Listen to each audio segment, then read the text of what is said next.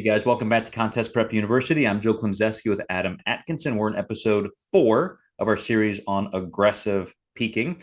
And we're going to talk about just how to manage. We went through 3 really good scenarios in those first 3 episodes, Adam.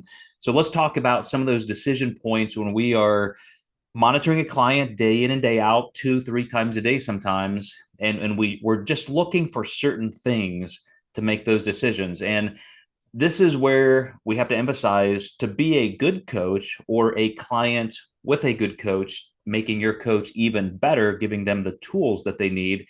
There just has to be a lot of data, a lot of consistency, a lot of communication, and you're looking for the same things. You're giving the right dialogue and descriptions. So, as we've talked about, Adam, we're looking for weight because that's usually a symptom of glycogen in water. And that's all in the context of we know whether we are increasing or decreasing calories and carbs, and we know what we're doing with energy expenditure through cardio and training. But what else are you looking for as you kind of flow through that week? You mentioned, I thought brilliantly earlier, that there are timestamps. You're kind of looking for certain things at certain points of that week. So, what are some of those guardrails you're trying to identify? Yeah, well, when I'm looking at those timestamps, I typically do 3 photos a day for my clients. So one first thing in the morning, and basically I know they're going to be their tightest there. They've had all night to digest their food. However, they're going to be very flat because they've had no water.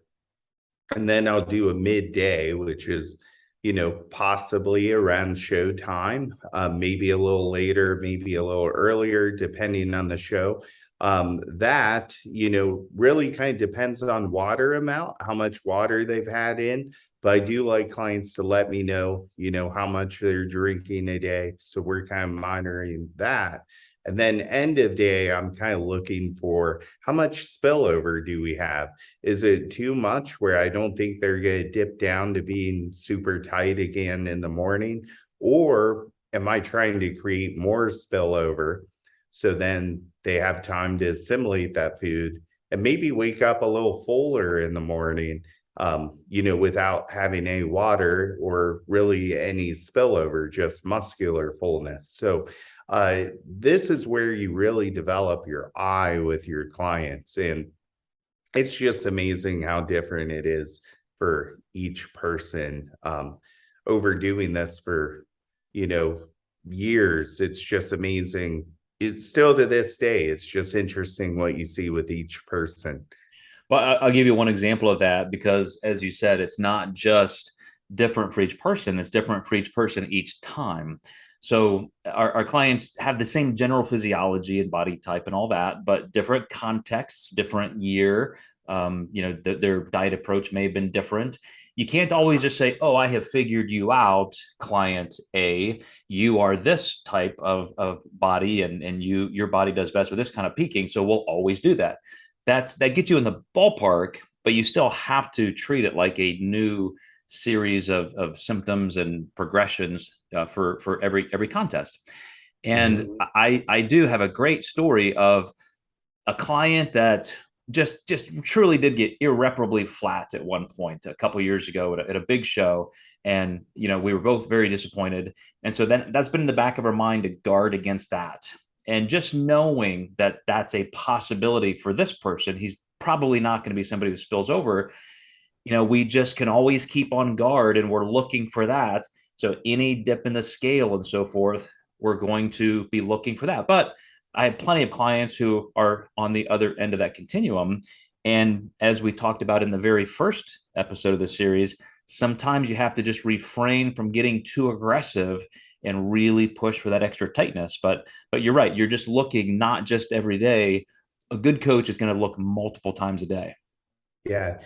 I had an interesting case with a client where I'd peaked her last year. She was second at nationals basically all year long. So she just missed her pro card by 1 point. And then we went into universe and we were 4 pounds lighter. You would assume she would be leaner, but she was not. So, we kind of did what we talked about in episode 1 or 2 here, where we had grinded her down, I think, until about Wednesday, and then we started filling her up. and she just wasn't tight enough in the glutes. And it was really fascinating to me with being 4 pounds lighter. So that night, she got 10th, by the way. I said, I want you to eat like a nice meal, and I want to see photos because maybe I just need to be more aggressive on your peak. I would think you would be lean enough. And she did, and she looked worse the next day. So maybe your digestive system's more clear than it was last peak. There's something that's causing that weight difference. Maybe it's a technological error, but we got ready for Masters Nationals, came in leaner. She got third. So we're kind of back in that striking distance again. So that can show you how much variance can happen per person per peak.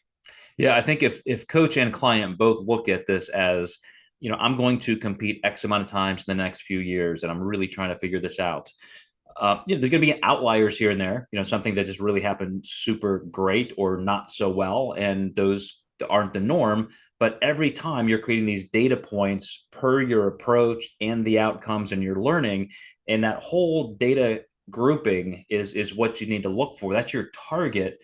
And of course, you want to thread the needle to be your best every time, but shooting for your best every time is sometimes going to have, as you said, that type of variance. So we're gonna talk in the next and final episode about how to clean all this up on contest day. You've gone through the prep, you've gone through peak week, and now when you get to contest day, how do you really make sure you've left nothing on the table? We'll see you next time in Contest Prep University.